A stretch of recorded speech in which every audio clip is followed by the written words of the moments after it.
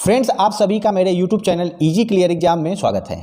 Friends, आज के इस वीडियो में हम भारत सरकार के बहुत ही महत्वपूर्ण आयोग नीति आयोग के बारे में जानकारी लेने वाले हैं। दोस्तों, यूपीएससी, यूपीपीसीएस तथा एसएससी जैसे एग्जामों के लिए सरकार के जितने भी आयोग और महत्वपूर्ण अंग होते हैं वो बहुत ही महत्वपूर्ण होते हैं। तो इस तरह से आज के नीति आयोग के बारे में मैं आपको संपूर्ण जानकारी देने वाला हूं, जो कि एग्जाम के लिहाज से आपको बहुत ही फायदा पहुंचाने वाली है। तो दोस्तों, शुरू करते हैं वीडियो को। फ्रेंड्स, यदि आपने अभी तक मेरे यूट्यूब चैनल को सब्सक्राइब नहीं किया है तो इसको सब्सक्राइब कर लीजिए, ताकि आपको जीके के जो वीडियो हैं उनके नोटिफिकेशन मिलते रहेंगे। तो दोस्तों, NITI Aayog very most important topic है कॉम्पिटिटिव एग्जाम्स के लिहाज से। नीति आयोग का जो इंग्लिश में जो फुल फॉर्म है वह है दोस्तों national institution for transforming India, और हिंदी में राष्ट्रीय भारत परिवर्तन संस्थान। आप इसका फुल फॉर्म भी याद रखिए, फुल फॉर्म एग्जाम्स में पूछा जा सकता है, फुल फॉर्म भी एग्जाम्स में पूछा जा सकता है। दोस्तों, नीति आयोग का जो गठन है वह 1 जनवरी 2015 को किया गया था। 2014 में जब बीजेपी की सरकार आई और भारत के प्रधानमंत्री नरेंद्र मोदी बने थे तो उस समय इन्होंने नीति आयोग का गठन करवाया और इस आयोग ने योजना आयोग का स्थान लिया था। तो इस तरह से नीति आयोग जो वह योजना आयोग का पूर्ववर्ती आयोग यानी परवर्ती आयोग है। यानी कि नीति आयोग का पूर्ववर्ती आयोग कौन था? योजना आयोग। और योजना आयोग को समाप्त करके नीति आयोग का गठन 1 जनवरी 2015 को किया गया।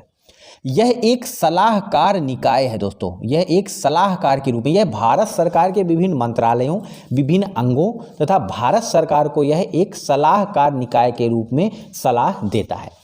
इसके पास धन आवंटित करने का कोई अधिकार नहीं है दोस्तों। यह एक सलाहकार निकाय है। एक तरीके से जब मैं आपको इसकी संरचना बताऊंगा तो आपको समझ में आएगा कि यह किस तरीके से सलाह सरकार को विभिन्न मामलों में देता है। नीति आयोग टॉप डाउन दृष्टिकोण पर केंद्रित है।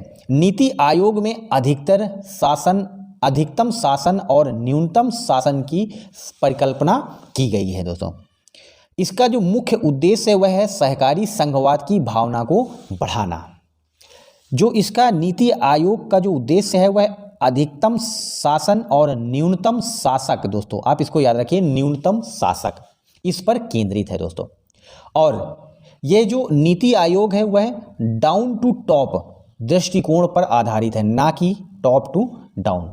तो आप दो शब्दों को याद रखिए कि अधिकतम शासन, न्यूनतम शासक, और जो दृष्टिकोण है वह है down to top, national institution for transforming India.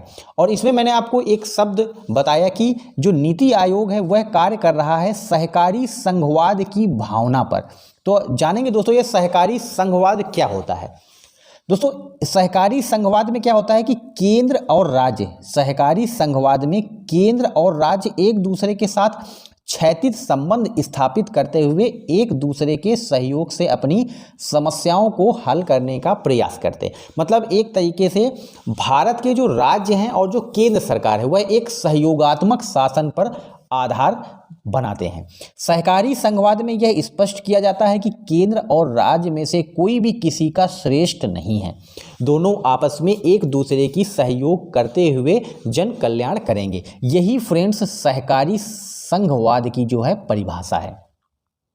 आगे दोस्तों, नीति आयोग की संरचना क्या है, इसके बारे में एग्जाम्स में बहुत ज़्यादा बार पूछा गया है यूपीएससी के एग्जाम्स में कि नीति आयोग की संरचना क्या है, नीति आयोग की संरचना क्या है।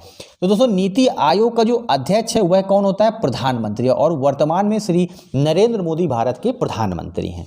इसका जो उपाध्यक्ष होता है वह होता है दोस्तों कौन? सुमन बेरी हैं, और इनको प्रधानमंत्री के द्वारा नियुक्त किया जाता है। दूसरा है दोस्तों पदेन सदस्यता। इसमें क्या होता है कि केंद्रीय मंत्रिपरिषद के 4 मंत्री कम से कम शामिल होते हैं, और वह किनके द्वारा नामित होते हैं? भारत के पीएम के द्वारा।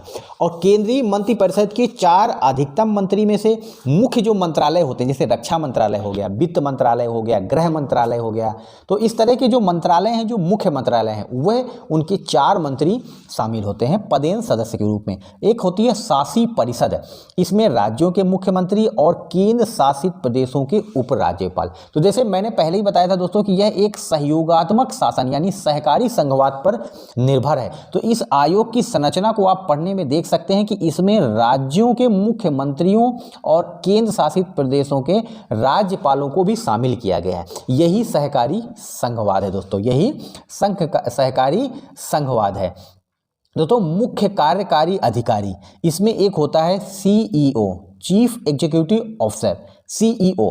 तो दोस्तों वर्तमान में जो मुख्य कार्यकारी अधिकारी हैं वह हैं वीवीआर सुब्रमण्यम, और इनकी भी नियुक्ति एक निश्चित कार्यकाल के लिए भारत के पीएम के द्वारा की जाती है। इसके साथ साथ दोस्तों क्या होता है कि विशेष आमंत्रित व्यक्ति भी होते हैं, और वह प्रधानमंत्री के द्वारा नामित विशेषज्ञ हो सकते हैं, डोमेन ज्ञान वाले हो सकते हैं। डोमेन ज्ञान का मतलब यह है कि अर्थशास्त्र के ज्ञाता हो सकते हैं, जिनको अपने क्षेत्र में अच्छी जानकारी होती है। अर्थशास्त्र के ज्ञाता हो सकते हैं, सामाजिक विज्ञान के ज्ञाता हो सकते हैं, विज्ञान के ज्ञाता हो सकते हैं। वह विशेष आमंत्रित व्यक्ति होते हैं जिनको प्रधानमंत्री के द्वारा नामित किया जाता है। और दोस्तों एग्जाम से कई बार आया है नीति आयोग के 7 स्तंभ कौन कौन से हैं। तो दोस्तों नीति आयोग के 7 स्तंभों के बारे में जानकारी जरूर ले लीजिएगा, यह एग्जाम्स में आया हुआ है क्वेश्चन। यह दोस्तों नीति आयोग प्रो पीपुल है, इसका मतलब यह एक जन समर्थक है और यह समाज और व्यक्तियों दोनों की आकांक्षाओं को पूरा करता है दोस्तों। प्रो एक्टिविटी है, यानी कि नीति आयोग नागरिकों की जरूरतों का पूर्वानुमान लगाने और प्रतिक्रिया देने पर भी केंद्रित है। भागीदारी दोस्तों, भागीदारी में आम जनता की इसमें भागीदारी शामिल है। सशक्तिकरण, लोगों को विशेष रूप से महिलाओं को उनके जीवन के सभी हिस्सों में सशक्त बनाना इसका नीति आयोग का मुख्य लक्ष्य है। और भारत सरकार का यदि आप देखेंगे पिछले 7 से 8 सालों में, तो वह जितनी भी योजनाएं रही हैं वह महिलाओं पर केंद्रित रही हैं। चाहे एलपीजी गैस योजना, उज्ज्वला योजना ले लो, चाहे शौचालय योजना या फिर आवास निर्माण योजना, जितनी भी योजनाएं रही हैं वो ज़्यादातर महिलाओं पर केंद्रित थी दोस्तों। 7वें में से जो 5वां है दोस्तों, सभी का समावेश। आयोग उन सभी लोगों को शामिल करना सुनिश्चित करता है जहां सभी लोग जाति, पंथ, लिंग की परवाह किए बिना शामिल हो। समानता, नीति आयोग का मुख्य उद्देश्य यह है सुनिश्चित करना है कि सभी लोगों को अवसरों तक समान पहुंच हो। और यह जो समानता शब्द है दोस्तों, यह हमारे संविधान का मूल अधिकार है। पारदर्शिता, सरकार को पारदर्शी और उत्तरदायी बनाना पारदर्शिता कहलाता है। यह नीति आयोग के 7 स्तंभ है दोस्तों। नीति आयोग के द्वारा दोस्तों कुछ सूचकांकों को भी जारी किया जाता है, तो उनके बारे में हम देख लेते हैं। SDG India index, sustainable development goal India index. दूसरा है अटल इनोवेशन जो मिशन, 7 कार्यक्रम, जिला अस्पताल सूचकांक, डिस्ट्रिक्ट हॉस्पिटल इंडेक्स, समग्र स्वास्थ्य सूचकांक, कंपोजिट हेल्थ इंडेक्स, भारत नवाचार सूचकांक, आकांक्षी जिला कार्यक्रम, स्कूल शिक्षा गुणवत्ता सूचकांक। तो ये जितने भी इंडेक्स हैं आप इनको याद रखिएगा। यह किस संस्था के द्वारा जारी किए जाते हैं? नीति आयोग के द्वारा। एग्जाम्स में कई बार सूचकांक पूछे जाते हैं कि वह किस संस्था के द्वारा जारी किए जाते हैं, तो आप नीति आयोग के जितने भी सूचकांक हैं उनको याद रखिए। तो दोस्तों आप सभी को यदि यह वीडियो पसंद आया हो तो इसको लाइक, शेयर और सब्सक्राइब करना ना भूलें। धन्यवाद।